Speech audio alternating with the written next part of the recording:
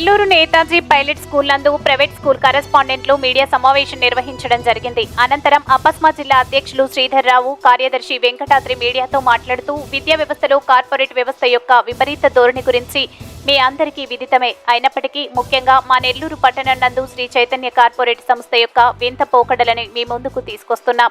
ఒకే educational society కింద ఒకేసారి నెల్లూరు పట్టణంలో 5 నూతన పాఠశాలను ప్రభుత్వం ప్రారంభించడం, ప్రభుత్వ అనుమతి లేకుండానే ఇంటింటికి తిరిగి యథేచ్ఛగా అడ్మిషన్లు చేయడం, సమీపంలో ఉన్న పాఠశాల యందు చదువుతున్న విద్యార్థులకు తల్లిదండ్రులకు ప్రలోభాలకు గురి చేయడం విద్యా వ్యవస్థ వినాశక పోకడాలు ప్రదర్శిస్తుంది. ఈ విషయంపై ఆంధ్రప్రదేశ్ ప్రైవేట్ స్కూల్ అసోసియేషన్ అపస్మా సంబంధిత విద్యాశాఖ అధికారులకు లిఖిత పూర్వ ఫిర్యాదు చేయడం, అలాగే నేరుగా సంబంధిత అధికారులను సంప్రదించి తన ఆవేదన తెలియజేయడం కాకుండా వివిధ పాఠశాల యాజమాన్యాలకు న్యాయస్థానాలు ఆశ్రయించడం జరిగింది.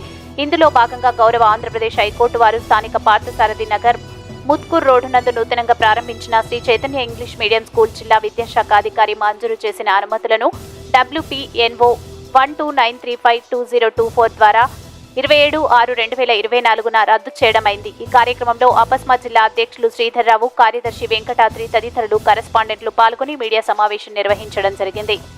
దాని ట్రాన్స్పోర్ట్ మేము భరించాలి, ఇవన్నీ కూడా మాకు రిస్క్గా ఉన్నాయి. మేము పుస్తకాలు అమ్ముతుంటే విద్యార్థి సంఘాలు వచ్చి పుస్తకాలు అమ్ముతున్నారు మీరని చెప్పి వాళ్ళ దాడులు ఎక్కువగా ఉన్నాయి.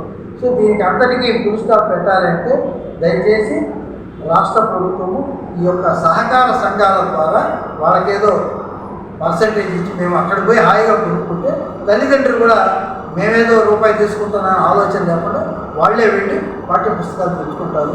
సో పాఠ్య పుస్తకాలు ప్రైవేటు పాఠశాల విద్యార్థులకు అందడం లేదు, చాలా ఇబ్బందిగా ఉన్నది. ఈ సమస్యని రాష్ట్ర ప్రభుత్వం దృష్టికి మా రాష్ట్ర అపస్మా నాయకులు, అలాగే గౌరవ విద్యాశాఖ అధికారి గారు, DO గారు కూడా మేము విజ్ఞప్తి చేస్తాం.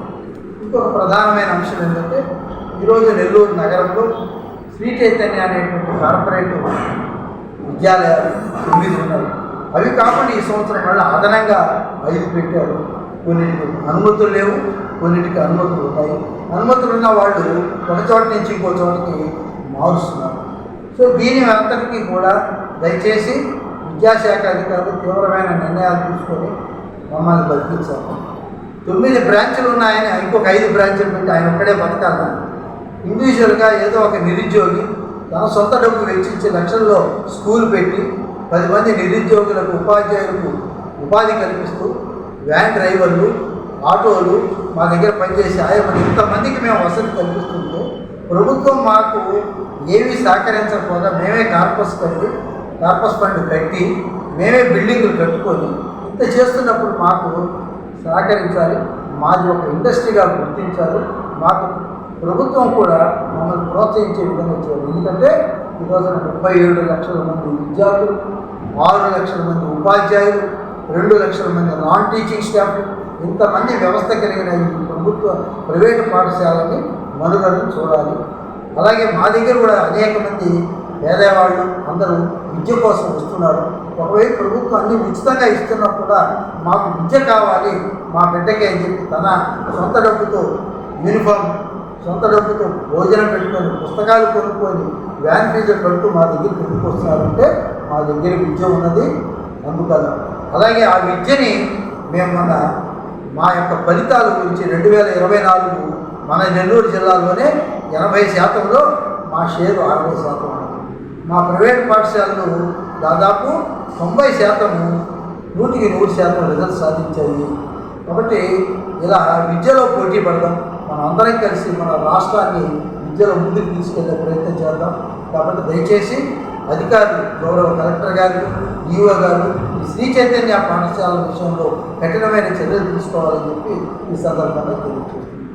అలాగే తల్లిదండ్రులు కూడా దయచేసి మోసపోకుండా ఎక్కడైతే ప్రభుత్వ గుర్తింపు ఉన్నదో కార్పొరేట్ అనే మోజులో పడిపోయి తల్లిదండ్రులు దయచేసి చేరకండి. అలాంటి పాఠశాలలు మధ్యలో ఆగిపోతే దానికి తల్లిదండ్రులు ఇబ్బంది పడతారు. దయచేసి యాజమాన్యమే, ఓనరే పాఠశాల నడిపేటువంటి మా బడ్జెట్ పాఠశాలలో చేర్చిన వల్ల మేము వాళ్ళకి పూర్తి జవాబుదారీగా ఉంటామని ఈ సందర్భంగా తెలియజేస్తూ ఈరోజు ఈ పత్రికా సమావేశానికి ప్రధాన కారణం శ్రీ చైతన్య విద్యాసంస్థ యొక్క దీన్ని బట్టి వాళ్ళు ఉన్నటువంటి బ్రాంచుల్ని కాకుండా ఇంకొక 5 బ్రాంచులు ప్రారంభించడం కోసం ప్రయత్నం చేశారు.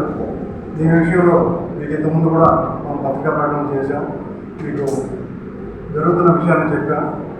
ముఖ్యంగా ఎక్కడైతే మంచి స్కూల్స్ నడుస్తున్నాయో ఆ స్కూల్స్ పక్కనే స్కూల్స్ పెట్టి ఆ బడ్జెట్ స్కూల్స్ని ఇబ్బంది పెట్టడానికి ప్రయత్నం చేస్తూ వచ్చారు.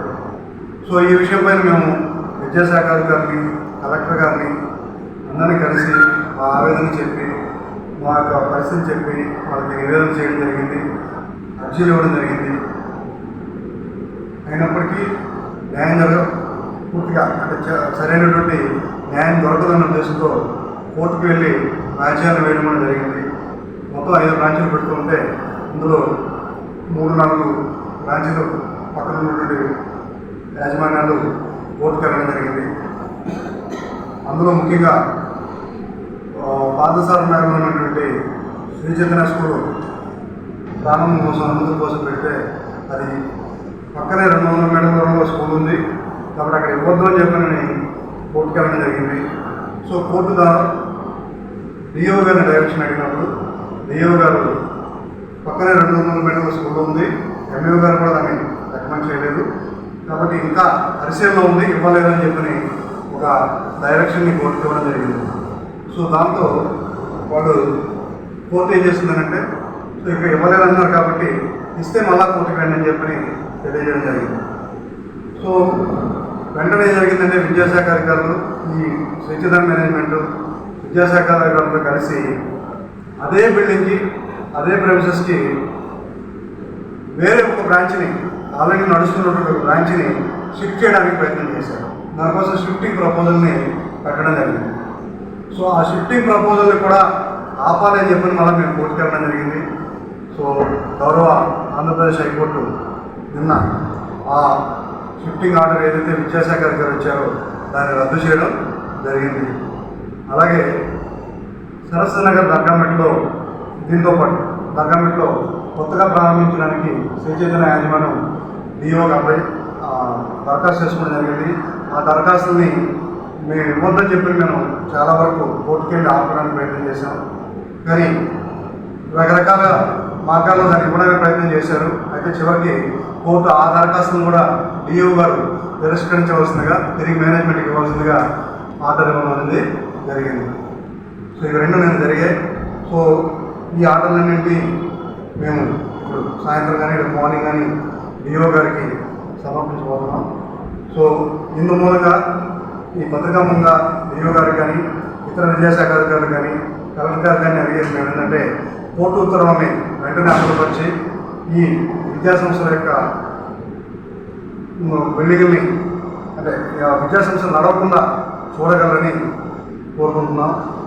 ఖచ్చితంగా ఈ విద్యా వ్యవస్థను కాపాడాల్సిన బాధ్యత అధికారులపై ఉంది కాబట్టి వెంటనే కోర్టు యొక్క ఉత్తర్వులను అమలు చేసి తల్లిదండ్రులు కానీ విద్యార్థులు కానీ నష్టపోకుండా అక్కడ చదువుతున్న విద్యార్థులు మళ్ళీ ఇబ్బంది పడకుండా సరైనటువంటి చర్యలు తీసుకోగలని ఆశిస్తాను. ఈ వీడియో కనుక మీకు నచ్చినట్లయితే లైక్ చేసి షేర్ చేయండి. మరిన్ని లేటెస్ట్ అప్డేట్స్ కోసం మా ఛానల్ ని సబ్స్క్రైబ్ చేయండి.